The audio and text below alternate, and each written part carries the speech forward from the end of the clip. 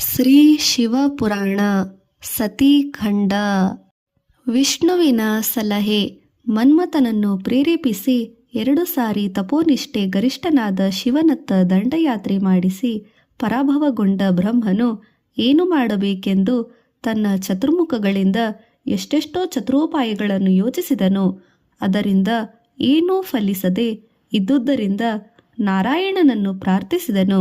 ಸರ್ವವ್ಯಾಪಕನಾದ ವಿಷ್ಣುವು ಇದನ್ನು ತಿಳಿದು ತಡ ಮಾಡದೆ ಪ್ರತ್ಯಕ್ಷನಾಗಿ, ಕುಮಾರ, ಏನು ಕಷ್ಟ ನಿನಗೊದಗಿದೆ ಎಂದು ತಿಳಿದು ಅತಿ ವಾತ್ಸಲ್ಯದಿಂದ ಕೇಳಿದನು. ಜರಗಿದ್ದುದನ್ನೆಲ್ಲ ವಿವರವಾಗಿ ಹೇಳಿ, ಏನಾದರೂ ಆಗಲಿ ಆ ಕಾಲಕಂಠನನ್ನು ಕಾಂತಿಯ ದಾಸನಾಗುವಂತೆ ಮಾಡಬೇಕು, ಕಾಮಾಗ್ನಿ ತೀವ್ರತೆ ಏನು ಎಂದು ಆತನಿಗೆ ತಿಳಿಯಪಡಿಸಬೇಕು ಎಂದು ಬೇಡಿಕೊಂಡನು.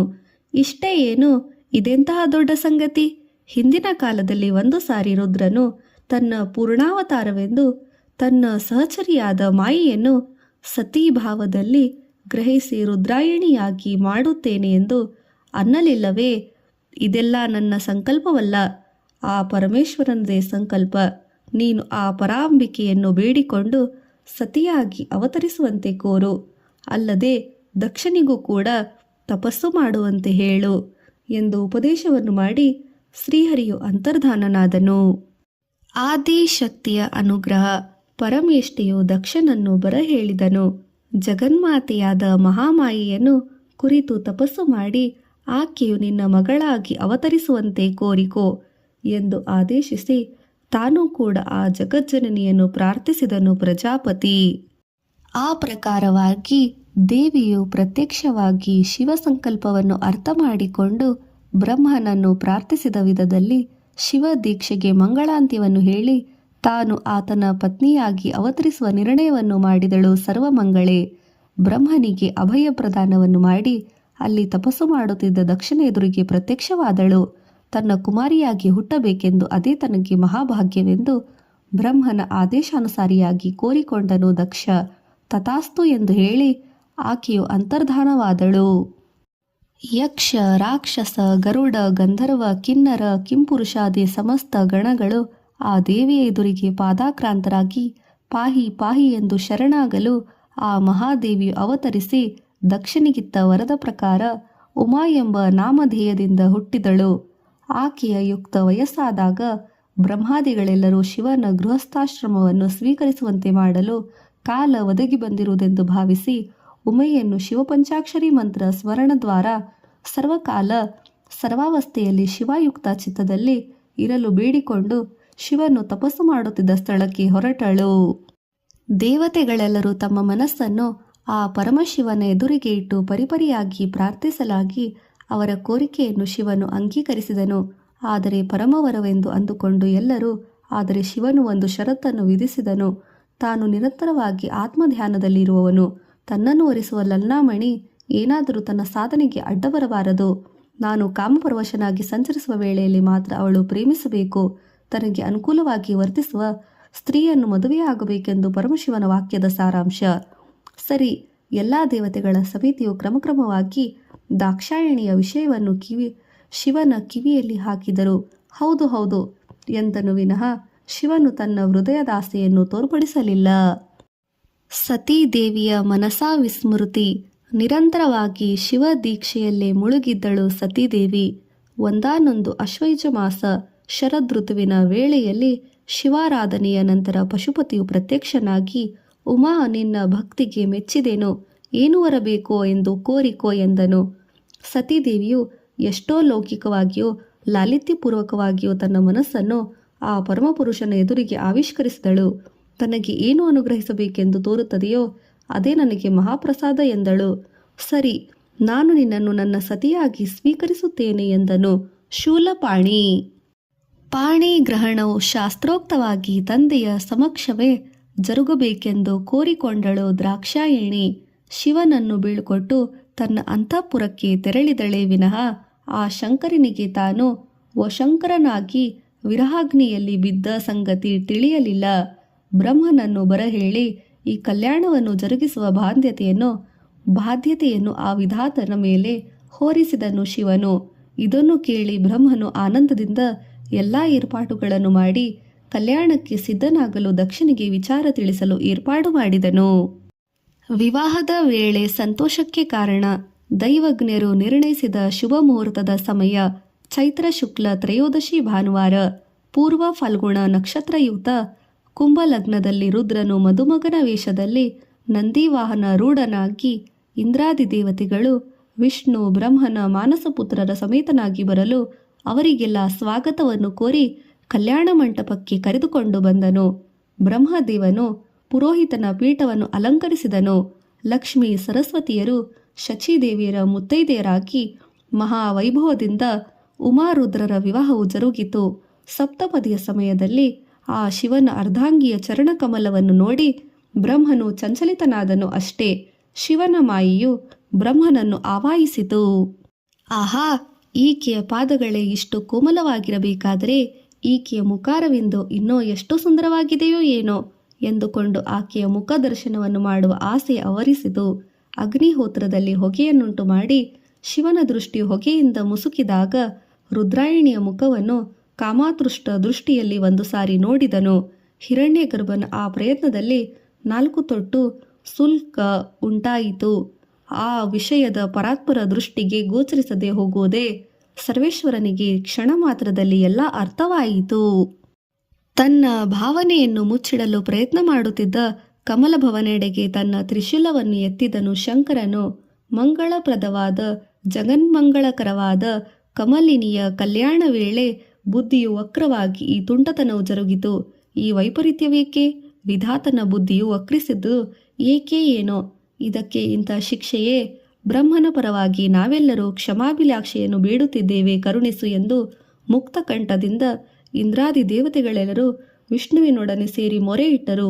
ವಿಷ್ಣುವಿನ ವಿನಃ ಭಿನ್ನವನ್ನು ಮನ್ನಿಸಿ ಬ್ರಹ್ಮನನ್ನು ಕ್ಷಮಿಸಿ ಈಶ್ವರನು ಆತನ ಮಾನಸಿಕ ವ್ಯಭಿಚಾರಕ್ಕೆ ತಕ್ಕ ಶಾಸ್ತಿಯನ್ನು ಮಾಡಬೇಕೆಂದುಕೊಂಡನು. ಬ್ರಹ್ಮನೂ ಕೂಡ ಅಪರಾಧ ಕ್ಷಮಾಪಣೆ ಕೋರಲು ಪರಶಿವನು ಬ್ರಹ್ಮನನ್ನು ಕುರಿತು ನಿನ್ನ ತಲೆಯನ್ನು ಸ್ಪರ್ಶಿಸಿಕೋ ಎಂದನು. ಎಲ್ಲರ ಸಮಕ್ಷಮದಲ್ಲಿ ಪರಮಶಿವನ ಪಾದಗಳನ್ನು ಹಿಡಿದು ತಪ್ಪನ್ನು ಮನ್ನಿಸು ಎಂದನು ಬ್ರಹ್ಮ. ಅಷ್ಟೇ, ಬ್ರಹ್ಮನ ಶಿರಸ್ಸಿನ ಮೇಲೆ ನಂದಿವಾಹನರೂಢನಾದ ರುದ್ರರೂಪ ಮುದ್ರಿತವಾಯಿತು. ಆ ವಿಷಯವು ಬ್ರಹ್ಮನಿಗೆ ಅವಗತವಾಯಿತು. ಇನ್ನೇನು ಮಾಡಲಾರದು, ಎಲ್ಲವೂ ಶಿವನ ಭಾರ ಎಂದುಕೊಂಡು ಶಿವಸ್ತೋತ್ರವನ್ನು ಮಾಡಿದನು. ಆಗ ಉಗ್ರನು ಶಾಂತಮೂರ್ತಿಯಾಗಿ ಬ್ರಹ್ಮನಲ್ಲಿ ಸ್ವಲ್ಪ ವಾತ್ಸಲ್ಯ ಭಾವವನ್ನು ತೋರಿಸಿ, ನೀನು ರುದ್ರಶಿರ ಎಂಬ ಹೆಸರಿನಿಂದ ಜಗತ್ಪ್ರಸಿದ್ಧನಾಗು ಎಂದು ತನ್ನ ಪ್ರತಿಕಾರವನ್ನು ಪ್ರಮುಖವಾಗಿ ವರವಾಗಿ ಮಾರ್ಪಡಿಸಿದನು. ಅನಂತರ ಸತ್ಪುರುಷ ದ್ವಿಜರು ಕಾರ್ಯವನ್ನು ನಿರ್ವಹಿಸುವ ವೇಳೆಯಲ್ಲಿ ಬ್ರಹ್ಮಾಧಿಪತ್ಯವು ನಿನ್ನದೇ ಆಗುವುದು. ನಿನ್ನನ್ನು ಈ ರೂಪದಲ್ಲಿ ಗುರುತಿಸಿ ಪ್ರಯತ್ನಿಸುವ ಎಲ್ಲರಿಗೂ ನೀನು ಯಥಾರ್ಥವಾಗಿ ಹೇಳುವಂತಾಗಲಿ. ಅವರು ನಿನ್ನನ್ನು ಅಪಹಾಸ್ಯ ಮಾಡಿದಂತೆಲ್ಲ ನಿನ್ನ ಈ ಪಾಪವು ಸ್ವಲ್ಪ ಸ್ವಲ್ಪವಾಗಿ ತೊಲಗಿ ಹೋಗುವುದು. ಈ ಪ್ರಕಾರವಾಗಿ ನೀನು ಮಾಡುವುದೇ ನಿನಗೆ ತಕ್ಕ ಪ್ರಾಯಶ್ಚಿತ. ನಿನ್ನಿಂದಲೇ ಸಕಲಕಿಲವಾದ ವೀರ್ಯವು ಸಾಮಾನ್ಯವಾಗಿ ಅಸಾಮಾನ್ಯವಾದುದರಿಂದ ದ್ರೋಣ, ಪುಷ್ಕರ, ಆವರ್ತಕ ಮತ್ತು ಸಂವರ್ತಕ ಎಂಬ 4 ಪ್ರಳಯ ಮೇಘಗಳಾಗಿ ಆಕಾಶದಲ್ಲಿ ಸಂಚರಿಸುತ್ತಿರಲಿ. ಅಲ್ಲದೆ ಮಹೋಧೃತವಾಗಿ ಘೋಷಿಸುತ್ತಿದ್ದ ರೋಗಬಾಧೆಗಳು ಉಂಟು ಮಾಡುವುದೇ ವಿನಃ ಇತರ ಮೇಘಗಳಂತೆ ಭೂಮಿಯ ಮೇಲೆ ಮಳೆ ಸುರಿಸುವುದಿಲ್ಲ ಎಂದು ಅನುಗ್ರಹಿಸಿದನು. ತಪ್ಪು ತನ್ನದೇ ಎಂದು ತಿಳಿದ ಬ್ರಹ್ಮನು ತದನಂತರ ಬ್ರಾಹ್ಮಣ ದಕ್ಷಿಣೆಯನ್ನು ಕೊಡುವ ವೇಳೆಗೆ ರುದ್ರನು ಪರಿಪೂರ್ಣ ಪ್ರಸನ್ನತೆಯನ್ನು ಹೊಂದಿ, ಇಂಥ ಕಲ್ಯಾಣವನ್ನು ಬಹು ಸಮರ್ಥ ರೀತಿಯಲ್ಲಿ ನಿರ್ವಹಿಸಿದ ನಿನಗೆ ಏನನ್ನು ದಕ್ಷಿಣ ರೂಪವಾಗಿ ಕೊಡಬೇಕೆಂದು ಕೋರುವೆಯೋ ಅದನ್ನು ಅನುಗ್ರಹಿಸುತ್ತೇನೆ, ಕೋರಿಕೋ ಎಂದನು. ಎಲ್ಲರೂ ಆಶ್ಚರ್ಯಚಕಿತರಾದರು. ಬ್ರಹ್ಮನು ಲೋಕ ಕಲ್ಯಾಣಾತ್ಮಕವಾದ ವರವನ್ನೇ ಕೋರಿದನು. ಇಷ್ಟೇ ಅಲ್ಲ, ತನ್ನ ತಲೆಯ ಮೇಲೆ ಬಿದ್ದಿದ್ದ ರುದ್ರಾಮುದ್ರಾಚಿತವಾದರೂ ಸ್ವಾರ್ಥಪೂರಿತ ವರವನ್ನು ಕೋರಲಿಲ್ಲ. ಬ್ರಹ್ಮನು ಕುರಿತು ವರವು ಏನೆಂದರೆ, ಕಲ್ಯಾಣ ಗುಣಧಾಮನೆ ಮದುಮಗನ ರೂಪದಲ್ಲಿ ಶಿವನಾಗಿ ಆ ರೂಪದಲ್ಲಿ ಅಲ್ಲಿ ಶಾಶ್ವತವಾಗಿ ಉಳಿಯಬೇಕು ಎಂದು ತಾನು ಅದರ ಸಮೀಪದಲ್ಲೇ ಆಶ್ರಮವನ್ನು ನಿರ್ಮಿಸಿಕೊಂಡು ತಪಸ್ಸು ಮಾಡುತ್ತಿರಬೇಕೆಂದು ಬ್ರಹ್ಮನಿಗೆ ಆ ವರವನ್ನು ಅನುಗ್ರಹಿಸಿದನು. ತದನಂತರ ವಿವಾಹೋತ್ತರ ವಿಧಿಗಳನ್ನು ಯಥೋಕ್ತವಾಗಿ ಪೂರ್ತಿ ಮಾಡಿ ನೂತನ ವಧೂವರರನ್ನು ಬೀಳ್ಕೊಟ್ಟನು ಬ್ರಹ್ಮ. ಸಾಗಿದ ಈ ಕಮಲನೀಯ ಕಲ್ಯಾಣ ಕಥೆಯನ್ನು ಯಾರು ಯಾರು ಪಠಿಸುವರೋ ಅವರಿಗೆಲ್ಲ ಸಕಲ ಶುಭವನ್ನು ಅನುಗ್ರಹಿಸುವವನು ಆ ಶುಭಶಂಕರನು. ಯಾವುದೋ ಸ್ವಯಂಭೂ ಮನುಕಾಲದಲ್ಲಿ ಜರುಗಿದ ದ್ರಾಕ್ಷಾಯಣಿ ಪರಿಣಿಯ ಕಥೆ ಇದು ಎಂದು ಸೂತ ಮಹರ್ಷಿಗಳು ಹೇಳಿ ಮುಗಿಸಿದರು. ಶೌನಕಾದಿ ಮಹರ್ಷಿಗಳೆಲ್ಲರೂ ಎಷ್ಟೋ ಉತ್ಸಾಹದಿಂದ ಶಿವ ಕಲ್ಯಾಣ ಕಥೆಯನ್ನು ಕೇಳಿ ಆನಂದದಿಂದ ಆ ಸತಿಪತಿಯರ ವಿಹಾರವು ಹೇಗೆ ಜರುಗಿತು ಎಂದು ಕೋರಲು ಜಿಜ್ಞಾಸುಗಳಿರ.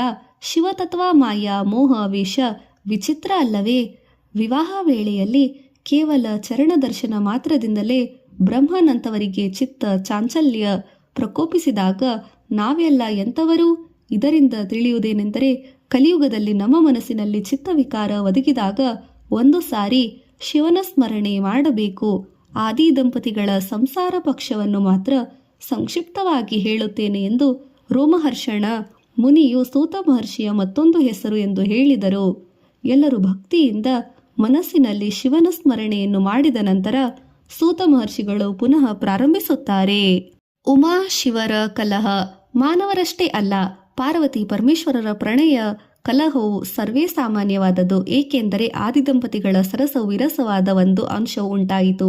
ಒಂದೊಂದು ಅವತಾರದಲ್ಲಿ ಆ ಜಗಜ್ಜನನಿ ಶ್ವೇತ ಗೌರಾದಿ ವರ್ಣದಲ್ಲಿ ಕಾಣಿಸುತ್ತಿದ್ದರು. ಅಧಿಕವಾದ ಅವತಾರ ಭಾಗದಲ್ಲಿ ಆಕೆಯು ಶ್ಯಾಮಲ ವರ್ಣದಲ್ಲಿ ಪ್ರಭಾವಿಸಿದಳೆಂದು ಪೌರಾಣಿಕರು ಪುರಾಣದರು ಹೇಳಿದರು. ಆ ಪರ ಅಭಿಪ್ರಾಯ ಹೊಂದಲು ಕಾರಣವೂ ಇರುವುದು. ಹಾಸ್ಯಕ್ಕಾಗಲಿ ಆಟಕ್ಕಾಗಲಿ ಪರಮೇಶ್ವರನು ದೇವಿಯನ್ನು ಕಾಳಿ ಎಂದು, ತಮಸ ಎಂದು, ಶ್ಯಾಮ ಎಂದು, ಕಚ್ಚಲ ಎಂದು ಕೂಗಿರುವುದನ್ನು ಎಷ್ಟೋ ಸಾರಿ ಆಕೆಯು ಗಮನಿಸಿದಳು. ಒಂದು ಸಾರಿ ರೋಷದಿಂದ, ನಿಮಗೆ ಏನು, ನಾನು ಇಷ್ಟವಿಲ್ಲದಿದ್ದರೆ ಆ ವಿಷಯವನ್ನು ಸ್ಪಷ್ಟವಾಗಿ ಹೇಳಿಬಿಡಬಾರದೆ? ಈ ಪ್ರಕಾರವಾಗಿ ವಿವಿಧ ಹೆಸರುಗಳನ್ನು ಇಟ್ಟು ಕೂಗಿ ಹಾಸ್ಯ ಮಾಡುವುದು ಏಕೆ? ಗಂಡನಿಗೆ ಇಷ್ಟವಿಲ್ಲದ ಕೆಲಸ ಮಾಡಿದರೆ ಅಂಥ ಹೆಂಗಸನ್ನು ಪವಿತ್ರತೆ ಎಂದು ಕರೆಯುವುದಿಲ್ಲವೆಂಬ ವಿಷಯ ನಿಮಗೆ ತಿಳಿಯುವುದು. ನಿಮಗೆ ಇಷ್ಟವಿಲ್ಲದ ಈ ಬಣ್ಣವನ್ನು ನಾನೇತಕ್ಕೆ ಇರಬೇಕು? ಈಗಲೇ ಈ ಬಣ್ಣವನ್ನು ಕಳೆದು ಹೊಳೆಯುವ ಬಂಗಾರದ ಬಣ್ಣವನ್ನು ಪ್ರಸಾದಿಸು ಎಂದು ತಪಸ್ಸು ಮಾಡುತ್ತೇನೆ ಎಂದು ಹೇಳಿ ಹೊರಡಲು ಆರಂಭಿಸಿದಳು. ಈ ಪ್ರಕಾರ ಬಣ್ಣವನ್ನು ಮಾರ್ಪಡಿಸಲು ತಪಸ್ಸಿನವರೆಗೂ ಏಕೆ ಹೋಗಬೇಕು ಶ್ಯಾಮ? ಆದರೂ ಸರ್ವದೇವತೆಗಳು ಎಲ್ಲರೂ ದೇವರು ನನಗೋಸ್ಕರ ತಪ್ಪಿಸುತ್ತಾ ಇರುವಾಗ ನಿನ್ನ ತಪಸ್ಸು ಯಾರಿಗಾಗಿ? ನನಗೆ ವಾಸ್ತವವಾಗಿ ನಿನ್ನ ಮೈಬಣ್ಣವನ್ನು ಬದಲಾಯಿಸುವ ಇಷ್ಟವಿಲ್ಲದಿದ್ದರೂ ಅದೆಷ್ಟರ ಕೆಲಸ ನನಗೆ? ಏನು ಸುಮ್ಮನೆ ಸರಸಕ್ಕಾಗಿ ಹೇಳಿದ್ದೇನೆ ಎಂದು ಶಿವನು ಚಿದ್ವಿಲಾಸದಿಂದ ಹೇಳಿದನು. ಗಂಡನು ಆ ರೀತಿ ಹೇಳಿದರೂ ಒಂದು ಸಣ್ಣ ಸಂದೇಹವು ದೇವಿಯ ಮನಸ್ಸಿನಲ್ಲಿ ಉಳಿಯಿತು. ಹೇಗಾದರೂ ಮಾಡಿ ಬ್ರಹ್ಮನಿಂದ ವರ ಪಡೆದು ತನ್ನ ಶ್ಯಾಮಲ ವರ್ಣವನ್ನು ಹೋಗಲಾಡಿಸಿಕೊಳ್ಳಲು ಯೋಚಿಸುತ್ತಾ ಇದ್ದಳು. ವಸತಿ ಇಲ್ಲದೆ ಸತೀದೇವಿ ಅದುವರೆಗೂ ಅಲ್ಲಿ ಇಲ್ಲಿ ತಿರುಗಾಡುತ್ತಾ ಸರಿಯಾದ ವಾಸಸ್ಥಳವಿಲ್ಲದೆ ಆ ಜಗನ್ಮಾಯಿಯು ಶಂಶಾನ ಭೂಮಿಯಲ್ಲಿ ವಾಸಿಸುತ್ತಿದ್ದಳು.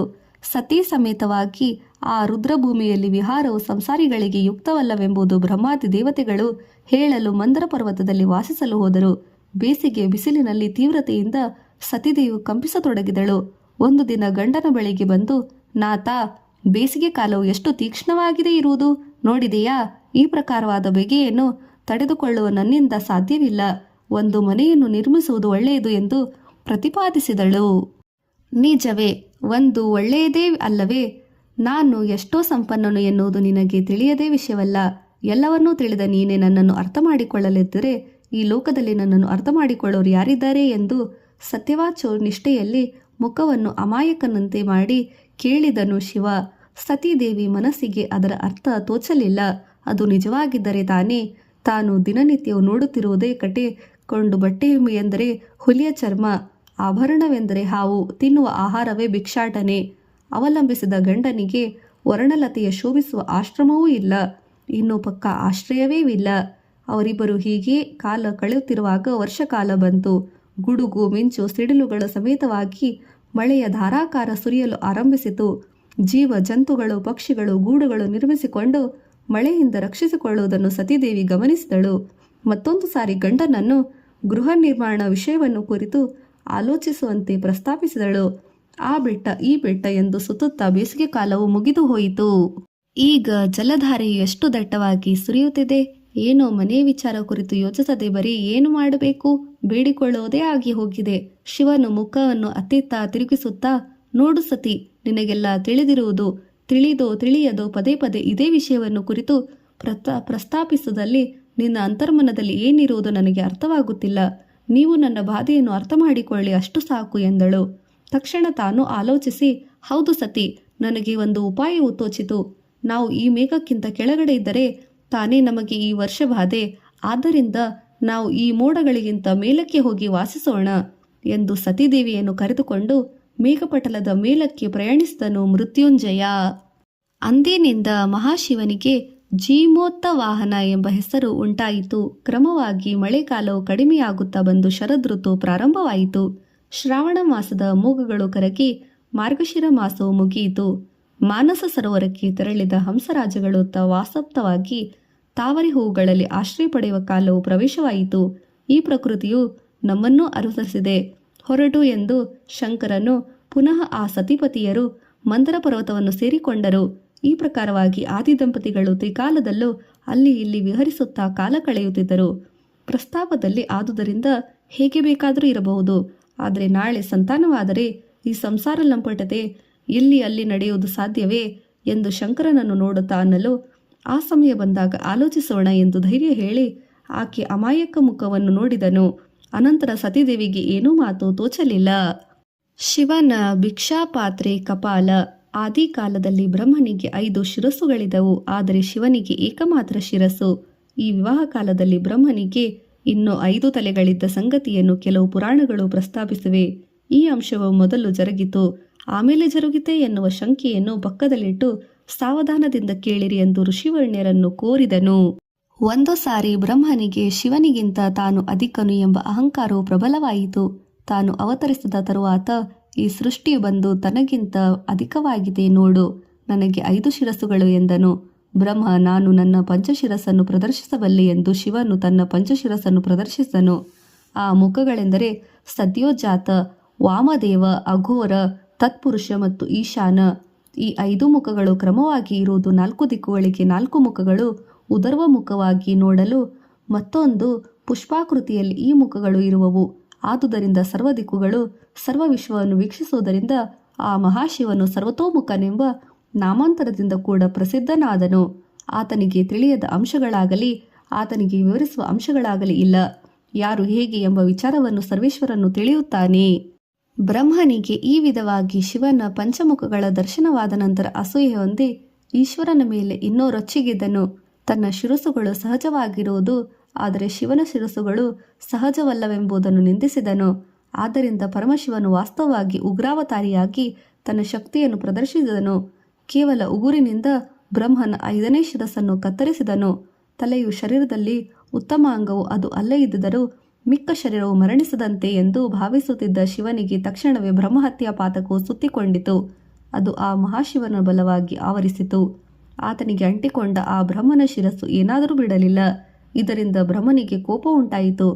ಆ ಬ್ರಹ್ಮನ ಕೋಪಾವಶಾತ ಮಹಾ ತೇಜೋರೂಪಿಯಾದ ಒಬ್ಬ ವೀರಪುರುಷನು ಜನಿಸಿದನು. ಬ್ರಹ್ಮನು ಆತನಿಗೆ ಶಿವನನ್ನು ಸಂಹರಿಸುವಂತೆ ಆದೇಶ ನೀಡಿದನು. ಆತನು ಶಿವನನ್ನು ಅಪಾದಮಸ್ತಕವಾಗಿ ನೋಡಿ, ಈತನು ಬ್ರಹ್ಮಹತ್ಯಾ ಪಾತಕ, ಇವನನ್ನು ಮುಟ್ಟಿ ನಾನು ಪಾಪಾತ್ಮನಾಗಲಾರೆ, ತಂದೆ ನನ್ನನ್ನು ಮನ್ನಿಸು ಎಂದು ಅಲ್ಲಿಂದ ನಿಷ್ಕ್ರಮಿಸಿದನು. ಶಿವನು ನಾರಾಯಣನ ಬೋಧನೆ ಮೇರೆಗೆ ವಾರಣಾಸಿಪುರವನ್ನು ಸೇರಿ ಅಲ್ಲಿ ಹರಿಯುತ್ತಿದ್ದ ಗಂಗಾ ನದಿ ಸರ್ವಪಾಪಹಾರಿಣಿ. ಅದರಲ್ಲಿ ಸ್ನಾನವನ್ನು ಮಾಡಿ ಪಾತಕವನ್ನು ಹೋಗಲಾಡಿಸಿದನು. ಅಲ್ಲಿ ಬದ್ರಿಕಾಶ್ರಮದ ಸಮೀಪದಲ್ಲಿ ಶಿವನಿಗೆ ಅಂಟಿಕೊಂಡಿದ್ದ ಬ್ರಹ್ಮಕಪಾಲವು ಕೆಳಗೆ ಬಿದ್ದು ಹೋಯಿತು. ಅದೇ ಬ್ರಹ್ಮಕಪಾಲ ಪುಣ್ಯಕ್ಷೇತ್ರವಾಗಿತು. ತನ್ನ ಬ್ರಹ್ಮಹತ್ಯಾ ಪಾತಕವನ್ನು ಹೋಗಲಾಡಿಸಲು ಉಪಾಯವನ್ನು ಕಾಣದ ಶಿವನು ಅದು ಅಂಟಿಕೊಂಡಾದ ಮೇಲೆ ಅನುಭವಿಸಿದ ಬಾಧೆ ಬಹಳ. ನಮ್ಮ ಪುರಾಣಗಳಲ್ಲಿ ಪಾತ್ರಗಳಲ್ಲಿ ಆಗಲಿ ಅಲ್ಲಿನ ಘಟನೆಗಳಾಗಲಿ ಪೂರ್ತಿಯಾಗಿ ಮಾನವನ ಜೀವನದಲ್ಲೂ ಎಷ್ಟೋ ಅಂಶಗಳ ಪ್ರತಿರೂಪವೇ. ಅದು ಇದು ಬೇರೆ ಅಲ್ಲ. ತಮ್ಮ ಆಲೋಚನೆಗಳ ಸರಪಣಿಯಲ್ಲಿ ಆಯಾ ಪಾತ್ರಗಳು ಮತ್ತು ಘಟನೆಗಳಿಗೆ ಆರೋಪಿಸಿ ವೀಕ್ಷಿಸಿದಾಗ ವಿಷಯವು ಸರಿಯಾಗಿ ತಿಳಿಯುವುದು.